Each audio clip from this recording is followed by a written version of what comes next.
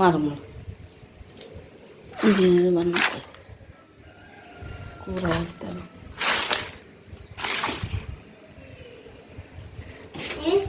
മുറിക്കാം.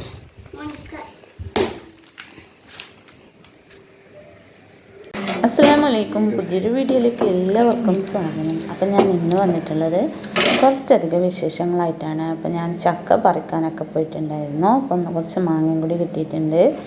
പിന്നെ ഇത് നമ്മളെ വീടിൻ്റെ അടുത്ത് വോളിബോളിൻ്റെ പ്രാക്ടീസാണ്. കുറേ കുട്ടികൾ ഒന്നിച്ച് നല്ല രസമുണ്ട് കാണാനൊക്കെ. എക്സസൈസും കാര്യങ്ങളൊക്കെ ചെയ്യുന്നു. നല്ല രസമാണ് കാണാൻ. അടിപൊളിയായിട്ടുണ്ട്. ഒരുപാട് കുട്ടികളുണ്ട് ഇവിടെ. അപ്പം ഞാൻ ഇന്ന് ചെയ്യാൻ പോകുന്നത് നമ്മൾ ചക്ക മുറിച്ചിട്ട് അതിനെ കുറച്ചൊന്ന് ഫ്രൈ ചെയ്തെടുക്കണം. പിന്നെ ബാക്കി നമുക്ക് ചക്കപ്പുഴുക്ക് റെഡിയാക്കിയിട്ട് ചക്ക പൊങ്ങിയിട്ട്, അപ്പോൾ ഞങ്ങളിവിടെ ചക്ക പൊങ്ങിയിട്ട് തിന്നുന്ന പറയാറ്, ഇത് ചക്ക കാച്ചിയതെന്നും പറയും. അപ്പോൾ അത് രണ്ടും നമുക്ക് ഉണ്ടാക്കിയെടുക്കാം. അപ്പോൾ ഞാനൊരു 2-3 ചക്ക ഒന്ന് പറിച്ചിട്ട് വന്നിട്ടുണ്ട്.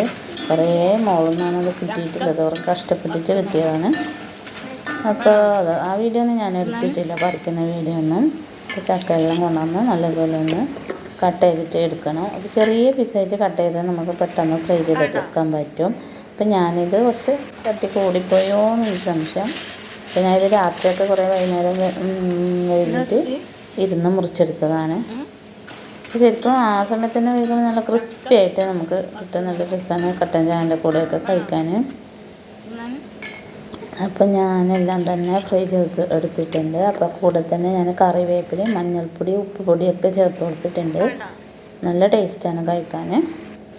അപ്പം ഞാൻ അവിടെ നിന്ന് വരുന്ന സമയത്ത് ഞാൻ വിചാരിച്ചതാണ് ചക്ക കിട്ടിക്കഴിഞ്ഞാൽ നമുക്ക് കുറച്ച് ചക്ക ഫ്രൈയും പിന്നെ ഇതെല്ലാം തന്നെ ഉണ്ടാക്കിയെടുക്കണമെന്ന്. അപ്പോൾ എനിക്ക് ഭയങ്കര ഇഷ്ടമാണ് ഈ ചക്കയിൽ ഉണ്ടാക്കി കഴിഞ്ഞാൽ ഞാൻ ചോറിനേക്കാളും കഴിക്കാനും ഭയങ്കര ഇഷ്ടമാണ്. ഇതൊക്കെ ചക്ക ഭയങ്കര ഇഷ്ടമാണ് എനിക്ക്. അപ്പോൾ നമ്മളവിടെ കുറേ കാലം ജീവിക്കുന്ന ആ സമയത്തൊക്കെ നമുക്ക് ചക്ക കിട്ടാനൊക്കെ കുറേ പാടായ ഉണ്ടെങ്കിൽ നമുക്ക് ഇങ്ങനത്തെ ചക്ക കൊള്ളി കപ്പ ഇതൊക്കെ എനിക്ക് ഭയങ്കര ഇഷ്ടമാണ്.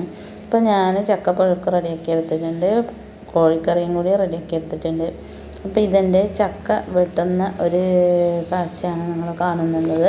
അപ്പോൾ എൻ്റെ കയ്യിൽ ഫോണായതുകൊണ്ട് ഞാൻ ജസ്റ്റ് ഒന്ന് വെട്ടിയിട്ട് അതിൽ ശേഷമാണ് ചെറുങ്ങനെ മുറിച്ചെടുക്കുന്നത്. ഇപ്പോൾ ഹൈറ്റിൽ നിന്ന് വീണാൽ തന്നെ ചക്ക നല്ലപോലെ പൊട്ടി വന്നിട്ടുണ്ട്. അപ്പോൾ പൊട്ടിയ ഭാഗം ഫസ്റ്റ് മുറിച്ചെടുക്കാൻ വെച്ചിട്ടുണ്ടെങ്കിൽ പിറ്റേ ദിവസത്തേക്ക് അത് കേടായിട്ട് പോകും. അതുകൊണ്ട് തന്നെ ഫസ്റ്റ് നമ്മൾ ആ കടഭാഗമാണ് എടുക്കുന്നുള്ളത്. അപ്പോൾ ഞങ്ങളിവിടെയൊക്കെ ഈ രീതിയിലാണ് ചക്ക വെട്ടിയെടുക്കാറ്.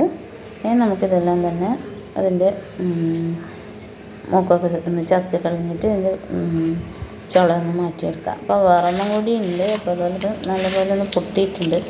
അപ്പോൾ പുഴുങ്ങാൻ വേണ്ടിയിട്ട് ഞാൻ കുറച്ച് ചക്കപ്പൊരിയും ചക്കയൊക്കെ വൃത്തിയാക്കി വെച്ചിട്ടുണ്ട്. അപ്പോൾ ഞാൻ ആദ്യം തന്നെ എണ്ണ ഒഴിച്ചിട്ട് പിന്നെ കുറച്ച് അരിയാണ് പൊട്ടിക്കാൻ വേണ്ടിയിട്ട് ഇട്ട് കൊടുത്തിട്ടുള്ളത്. കടുക് ഇട്ട് കൊടുത്തിട്ടുണ്ട്. പിന്നെ തേങ്ങ, വെളുത്തുള്ളി എല്ലാം തന്നെ ജസ്റ്റ് ഒന്ന് വഴറ്റി എടുത്തിട്ടുണ്ട്. പിന്നെ വറ്റൽമുളക് ഇതെല്ലാം ചേർത്തിട്ടാണ് ഞാൻ ചക്ക പുഴുക്ക് ഉണ്ടാക്കാറ്. നല്ല ടേസ്റ്റായിരുന്നു. ശരിക്കും പറഞ്ഞാൽ ഒരു ബിരിയാണി തിന്നുന്നൊരു ടേസ്റ്റായിരുന്നു ചക്കപ്പുഴുക്കിന്.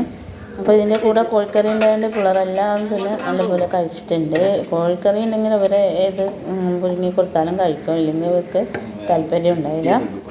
അങ്ങനെ അടിപൊളിയായിട്ട് ചക്കപ്പുഴുക്കെല്ലാം ഒരു നേരം അതന്നെ കഴിച്ച് റെഡിയാക്കി എടുത്ത്. അപ്പോൾ എൻ്റെ ചാനൽ ആദ്യമായിട്ട് കാണുന്നവരാരെങ്കിലും ഉണ്ടെങ്കിൽ ഒന്ന് സബ്സ്ക്രൈബ് ചെയ്ത് സപ്പോർട്ട് ചെയ്യാൻ മറക്കല്ലേ. Okay, thank you.